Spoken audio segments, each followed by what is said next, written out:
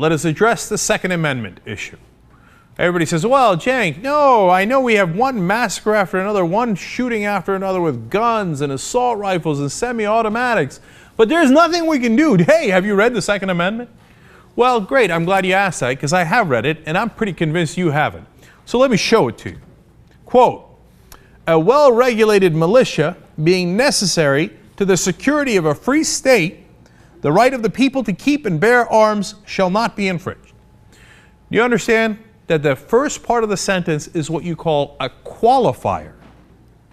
Not, you know, they could have just written the sentence, the right of the people to keep and bear arms shall not be infringed, period, right? But they didn't write it that way.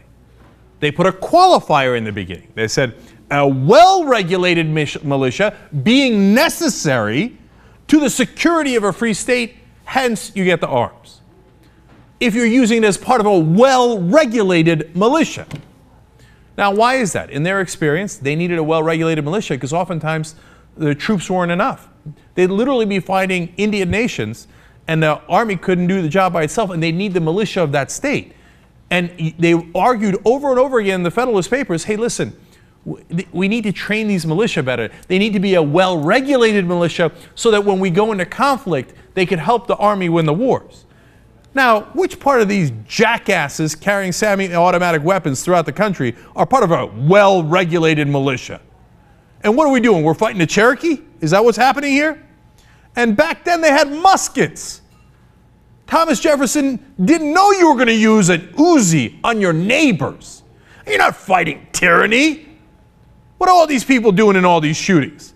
They're shooting innocent civilians. You say, oh, not me. But I don't care if it's you or him. You give the guy, you give enough people in this country unlimited access to this kind of high weaponry, and what are they going to do? Yes, some mentally deranged people are going to abuse that. That's why you need regulation. It doesn't mean we take your guns away, but what it does mean is that we can be sane about this, that not everybody has the right to, it says right to bear arms. What, so that you could put an rocket-propelled grenade, an RPG on your shoulder, walk around, open carry, right to bear arms. What part of your ass is part of a well-regulated militia? This is nonsense. All right, look, to give you a better sense of it, this is what they said back in 1777 in the Journals of the Continental Congress. Resolved that this appointment be conferred on experienced and vigilant general officers who are acquainted with whatever relates to the general economy, maneuvers, and discipline of a well-regulated army. I give you that quote to give you a sense of what they meant by well-regulated. It meant a disciplined force that you could call upon when you need it, whether it's to fight the Indians, to fight a different government, etc. It was not Bob in Tennessee and, you know, Dave in Wisconsin or whatever, cleaning their Uzis in their basement. Here's another one in context. This is from George Washington back in 1889 to give you a sense of what that word means. If your present numbers should be insufficient for that purpose, I would then by all means advise your making up the deficiency out of the best regulated militia that can be got, referring to help in fighting off the Indians. Go get your best regulated militia, not Bob. This doesn't have anything to do with you protecting yourself against an intruder. This doesn't have anything to do with your unlimited right to carry nuclear arms or whatever you want to do. They had a specific purpose for this amendment. What happened? I thought you guys were all about strict constructionists. Whatever's in the plain language.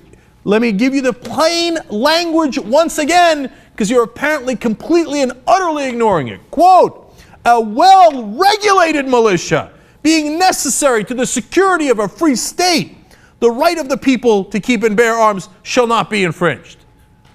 A well-regulated militia being necessary to the security of a free state. You ignore the first part because it is convenient for you. Because you want to have your guns, the gun manufacturers want to sell more guns, the NRA wants to make more money and buy more politicians.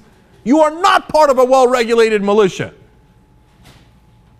This is nonsense. You do not have an unlimited right to keep and bear arms.